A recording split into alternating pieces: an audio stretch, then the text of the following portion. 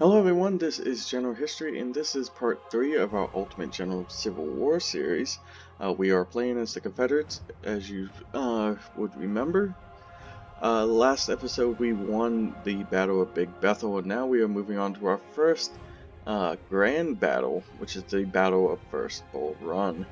So let's go ahead, we're going to go back to camp. Well, really, we're going to go ahead and look at the map, because I want to give some background information. So we're bringing 4 brigades to the battle, 3 infantry brigades, and an armament of artillery, which is 14 guns. So we have the First Battle of Bull Run. So it's a little bit of background information on the First Battle of Bull Run. Lincoln was under a lot of pressure to strike at Richmond. He was also coming up on the end of his the volunteers that he had called for. That he had called for 90,000 volunteers for 90 days, or something along those lines. I know it was 90 days, and they were quickly approaching the 90-day call. So he was under a lot of pressure to actually use these troops and send them to Richmond. So him and Winfield Scott ordered Irving McDowell's force of almost 3,600 troops to march on Richmond. Now, the Confederates under P.G.T. Beauregard set up a defensive perimeter around the creek of Bull Run to protect Manassas Junction, which was a critical rail line which linked Manassas with the Shenandoah Valley. Now, in the Shenandoah Valley, forces under Joseph E. Johnson were holding up, not really holding off, but because there there were only minor skirmishes between him and a force under Patterson, who near Harper's Ferry. Now Johnson was able to, on the eve of the battle, Johnson was able to slip away from Harper's Ferry, and by rail move his position or his troops into position at Manassas Junction. McDowell was on the march. Now, his forces were green, and there's a famous line, I believe it goes by Lincoln, that said, "Yes, you are green, but so is the enemy. They are green as well. You are all green alike." That's paraphrasing. That's not quite the quote. But basically, the Lincoln's thought was, everybody's green, but we're superior. Let's go and attack. So McDowell was very cautious on his approach to Manassas. He felt like his troops weren't ready for a battle. And it was a slow march, not just because he was cautious, but because they were very green. They weren't used to walking. And this was July. And if you've ever been to Virginia in July, it is horrible. It's humid. It's hot. The conditions were just horrible. These troops were marching in wool uniforms in the middle of the summer heat. And along the way, they are constantly stopping at streams and picking berries, and just so the whole Union march south was slowed, which gave Johnson plenty of time to get his troops in position at Manassas Junction. Now, granted, they were still ferrying troops in all throughout the day of the first battle, but a good number of his forces were already reinforcing Beauregard. But this actually surprised Beauregard, because he had believed that Johnson would make the march by foot and come in on the Union rear and attack from 2 separate positions. So he was quite surprised when, I believe it was Jackson was the first of Johnson's forces to reach the command headquarters of Beauregard, and Beauregard almost couldn't believe that Jackson was standing in front of him, because like I said, he had planned on for Johnson to come in on the rear of the Union. Now, a small skirmish happened on the 18th, 3 days before the major battle of Tyler's division of McDowell's army was reconning in force the Blackburn's Ford crossing, which General Longstreet had actually taken up positions at. So a minor skirmish broke out there, but And just a few days before that, a brigade at Manassas, or not Manassas, but Fairfax Courthouse of Confederate troops had actually been able to warn the Confederates at Bull Run and that the Unions were coming. The Union troops were coming as they were able to take Fairfax Courthouse and Centerville without a fight. So that's really where we stand as we approach First Battle of Bull Run. I read the briefing last mission, so we're gonna go ahead and just go ahead and get going here. So as we take a position, now there is a little bit different briefing, but I'm not going to go ahead and read all that. It looks like we are going to be taking up position at the stone bridge. It says defend the bridge. I believe we're sort of stepping into the role of Shanks Evans. I think Nathaniel Shanks Evans, I think was his name. I know his nickname was Shanks Evans because he was a stocky man, but he was put in charge of defending the Confederate left. Now, Beauregard's plan was, as he believed that the Union would attack directly on his left at the Stone Bridge and as also at Ball's Ford. He believed that's where the main Union attack was going to come. So when that happened, his plan was to then swing it's not shown on the map, but Longstreet and Early's corps north and hit the Union left. Now, McDowell's plan was very similar. His plan was to hit the Confederate left and swing his forces down. So had everything gone to Beauregard's plan, it's kind of funny to think about the whole battle being like sort of a revolving, spinning door, with forces just continuously marching, revolving around each other, because the plans were very similar. Now, this never came through because when artillery first started bombarding, when Union artillery first started bombarding Confederate positions, Beauregard sent out the order for Longstreet to attack, but that order never arrived. I don't know the full story behind that, but I believe nobody really does. As far as I know, as far from my readings, is that nobody really knows what happened to the messenger that was supposed to go and tell Longstreet and Early to advance. But that's where we stand, so we're going to go ahead and start the battle after all that long droning. Alright, our main forces are deployed a few miles east of this location, guarding the Manassas Railroad Junction. Bull Run River is the natural barrier between our lines and the Union Army on the other side. To protect the left flank of the army, we need to guard all the fords.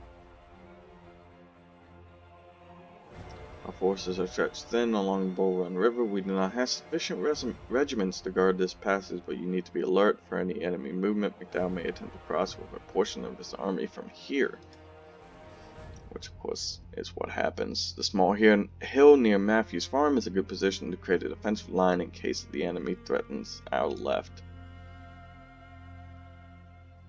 Henry Hill is another strong position for artillery, and it must be secured. Your orders are to defend your position and scout for enemy movements. If the Federals attack, reinforcements will be dispatched from the southeast. General Federal force has been spotted on the other side of the river and will certainly try to cross it from this section. Take position on the hill to stop any attempt of the enemy to cross the stone bridge. Pay attention to this ford, which is also a possible passage for the Union Army. Alright, and now we're going right back up to Sudley Ford. We do not have enough forces to guard the pass. We already talked about this. Westward of your current position, you should still scout the area, as Federals may attack from this side. Oh my god, it's just literally the same thing. Matthews Hill must be defended. You should take the... Sorry, let's start that again. And you can just read it. I'm tired of reading all this crap. Delay the Yankees until you receive more reinforcements. Good luck, General. Okay. So we can deploy. Alright, so the Confederate forces at the Stone Bridge were commanded, like I said, by Shang 7. I'm going to go ahead and move Lane north here. Actually, no, it is Lane. Kemper will hold the fjord. Siegfried will hold the line with the guns. My character will stay here.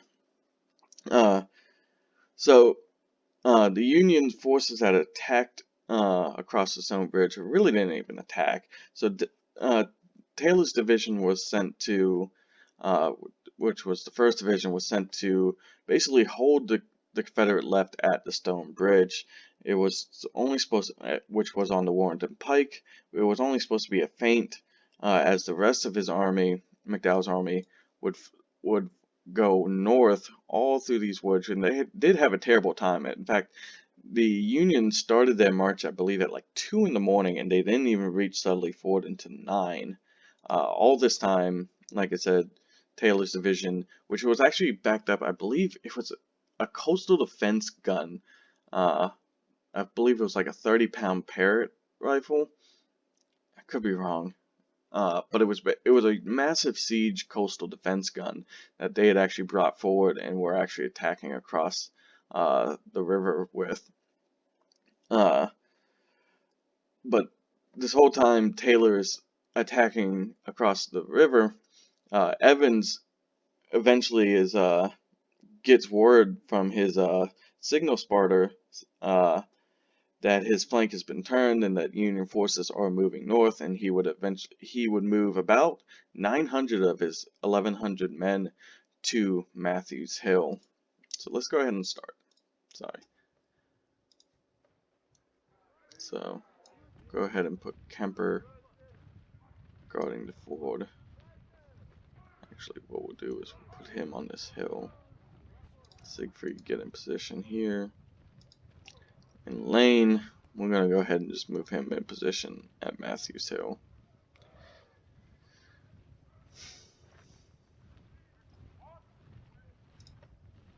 Let's go ahead and break off some skirmishers that we can put into these woods just to fight across the river here.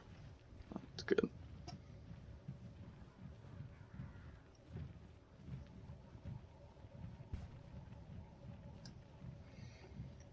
Like I said, so Evans, when he received word that McDowell was moving his army to the north of him, like I said, he went and set up positions along Matthews Hill. Now, he didn't actually set up positions on the crest of Matthews Hill like you would expect. He actually set them up on the downward slope of Matthews Hill.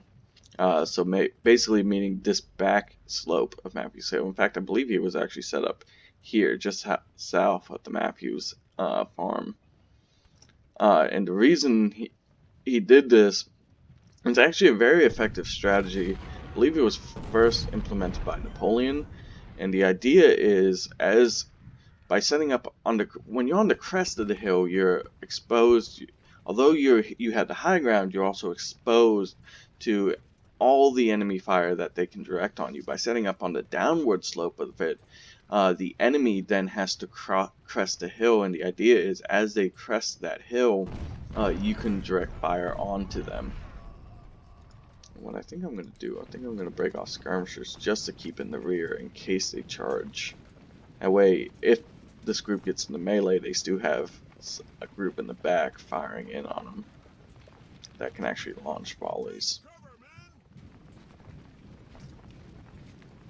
So Battle has opened up his battalion. He's at 14 guns. I wish you could see exactly how much they have, although it looks like we have, well, our strength in guns, because they have two here, it's probably roughly the same. They probably have about 14 guns, maybe 12 guns total. Yeah, probably 12 guns total. I believe it's 25 men per gun. There's really nothing going on, so let's go ahead and fast forward.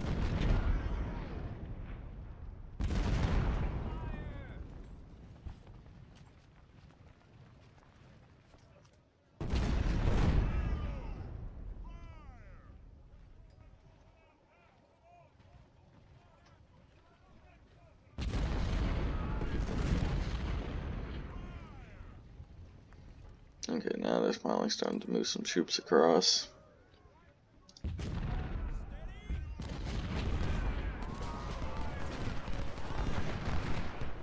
Like I said, even the game, this is one thing about the game I don't like.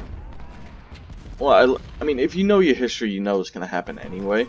Like I said, it's very historically accurate, and this, but you also know that this is a feint just by basically what the computer tells you. Now, if you don't know your history and you're playing this game, I think it would be a much more interesting battle, because if you know your history, you know you need to get some troops up here.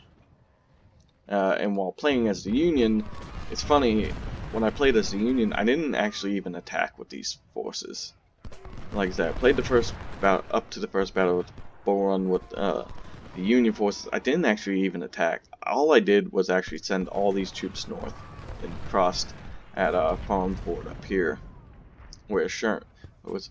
I can't remember if this is Farm Ford or if this is Farm Ford. I think actually this must be Farm Ford. Alright, so we have Imboden's guns, which I'm actually gonna, well, so these forces are coming in. So Henry's Hill is gonna be back here. This is the Robinson house here. Henry's house is gonna be a little bit farther down. I'm trying to think where I want to set up Imboden. Historically, Imboden was set up on, right, I believe it was right about here. Or no, I think his guns were actually about here. So I think that's actually where I'm gonna set up. I don't want to set them up near, maybe I'll set them up here, because I don't know what kind of range. I'm not going to really know. So we have B coming up as well. Pelham is here as well. You know what? It's not historically accurate, but I'm going to go ahead and set up Imboden and Pelham on Dugan Ridge here.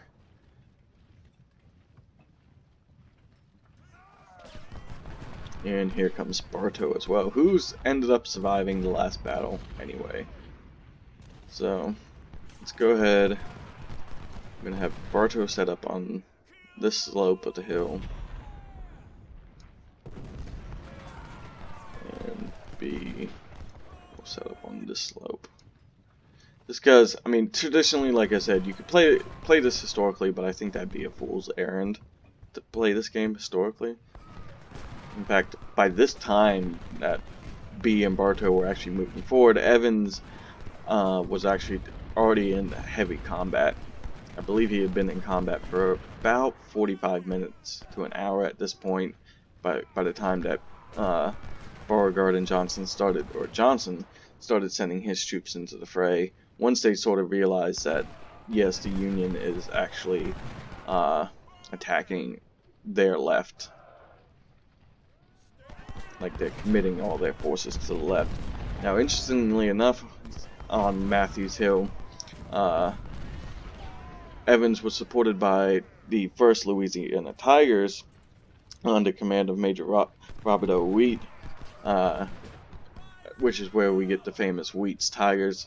Louisiana Tigers, it was often a moniker used by any Louisiana unit, traditionally, was to be called Louisiana Tigers, or Wheat's Tigers, but I believe Wheat's Tigers were the first of all the Louisiana regiments to adopt that name.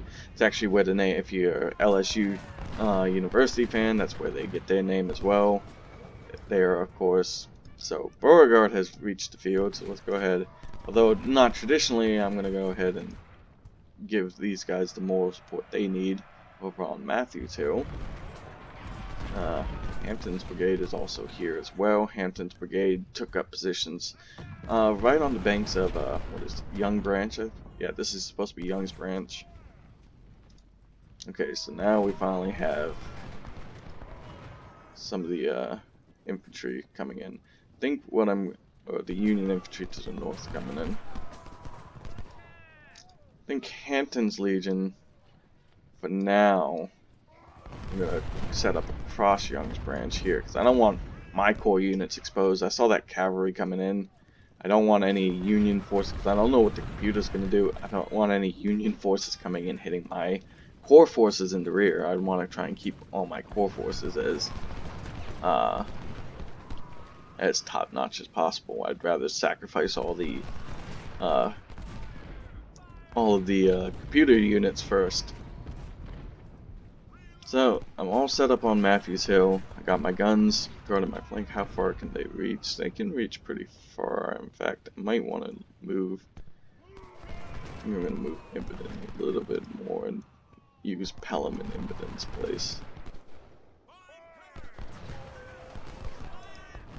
So he brought in supplies as well. I think I'm going to keep the supplies because I'm back here. So I know eventually we're going to have to retreat. Probably when this timer is up.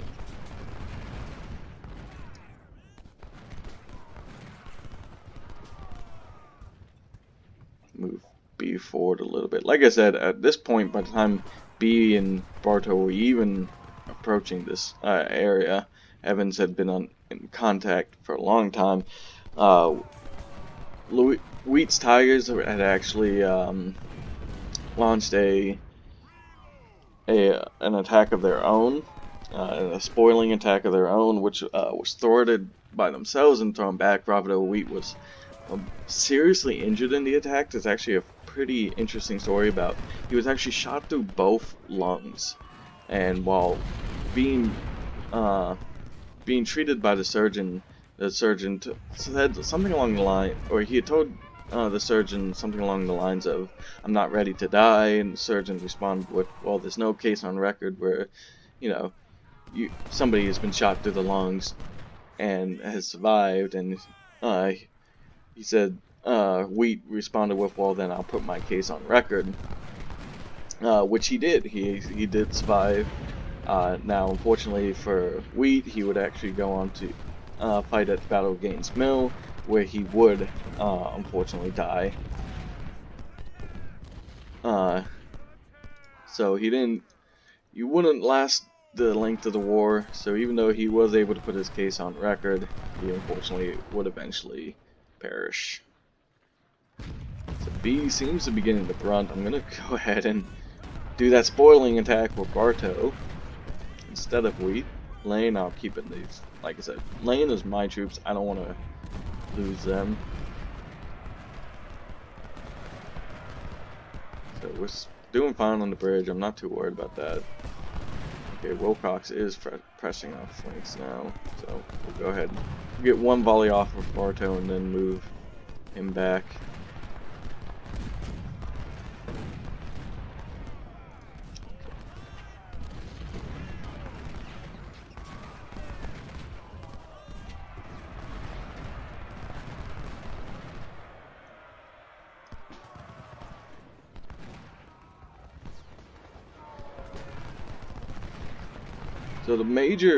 So you see Burnside here. He was the major player on the assault on Matthews Hill. B's getting charged. Porter's division. Hopefully Lane can give him enough. Nope, he's breaking. B is breaking. And he's officially broken.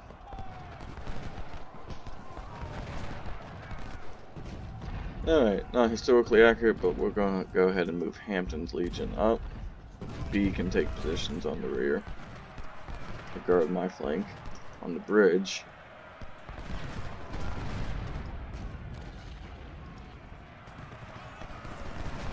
Move up on the double quick. In fact, move up on their flank.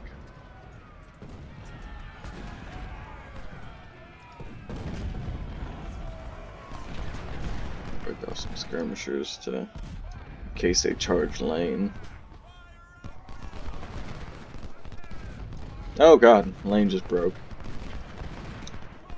So we are breaking on Matthews Hill now. Granted, I'm gonna lose Matthews Hill anyway. Guarantee that. So I'm gonna go ahead and move Impotent and Pelham back to that smaller ridge. Get them off Dugan Ridge, because I'm sure Bartow is probably gonna break here in a minute. In fact, you guys get back to Bartow. B, you stay in those woods. Hampton, you fire off a volley, and then you get back to these woods to guard our flank. Sherman's brigade is moving in. I have Kemper set up on Farms Ford, so he shouldn't. Hopefully, Sherman won't march into the rear like he traditionally did. Sherman marched across Farms Ford right up into the rear of B and Bartow and Evans' brigades, who had taken up position, and that's what caused them to eventually retreat over to past the what is this, Stone Farm, I believe this is the south. Anyway, they retreated off on Henry Hill. Go ahead and move. Actually, Lane's my guy. I don't want to have him attack those skirmishers for now. So they have taken Matthews Hill, unfortunately.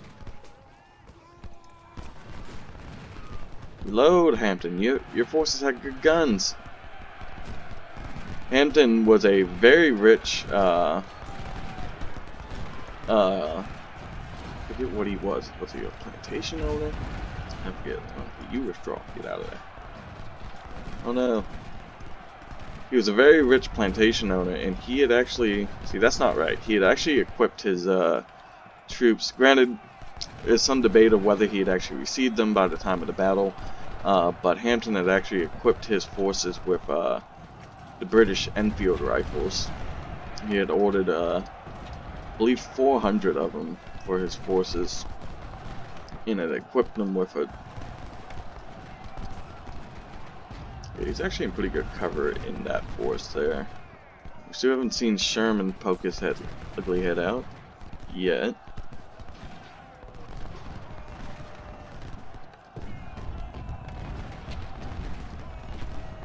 Ooh, Lane's getting nailed. Bartow, you move up. Lane, get out of there.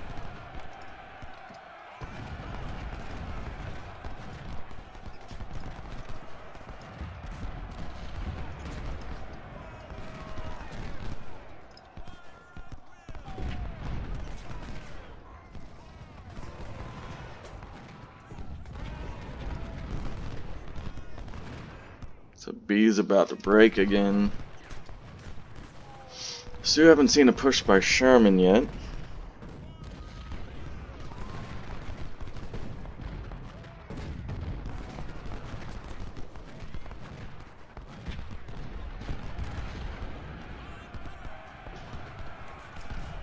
You go ahead and start moving, because I want to try and start getting forces in position on Henry Hill.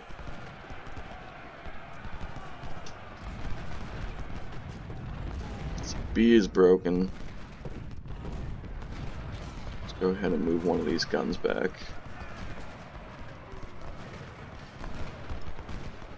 You fire one volley and then you move back to Pelham.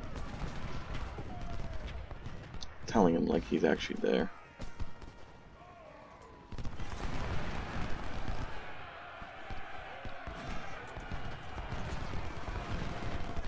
So Porter just took a point-blank volley. You took your shot, and you move back as well. They're about halfway through their ammo stocks anyway, so I'm beginning to worry because I don't think Hampton's going to be able to hold off too much longer. I don't want to keep Kemper in the air like this. Sherman actually marched across here, didn't he? What? I'm gonna go ahead and send Kemper skirmishers against that artillery piece.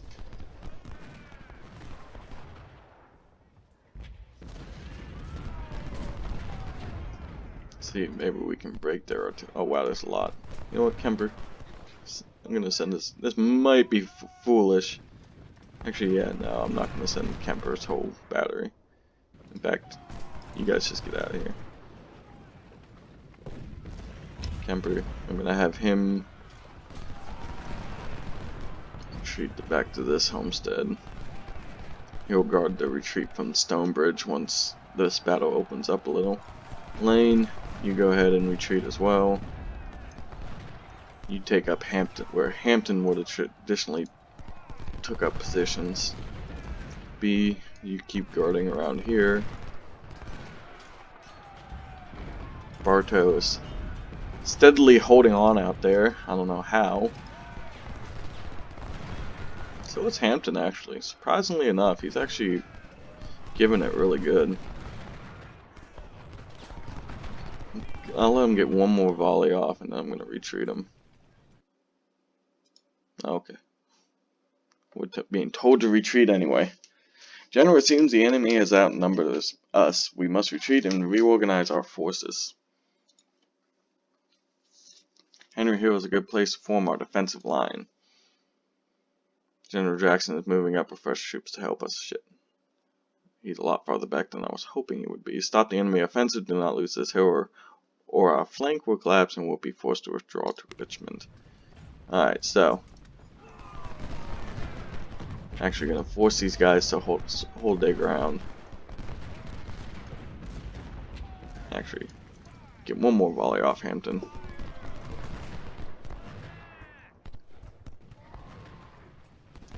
Alright, so we have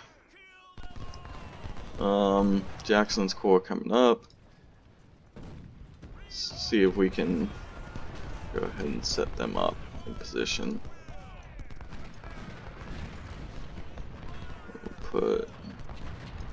He sort of set up his positions. Again, Jackson also set up his position on the downward slope of the hill. Jackson up there. Hold on. Let's pause. Hold on. Let's go ahead and do this in a pause state. He would have set up his forces right along the forest here.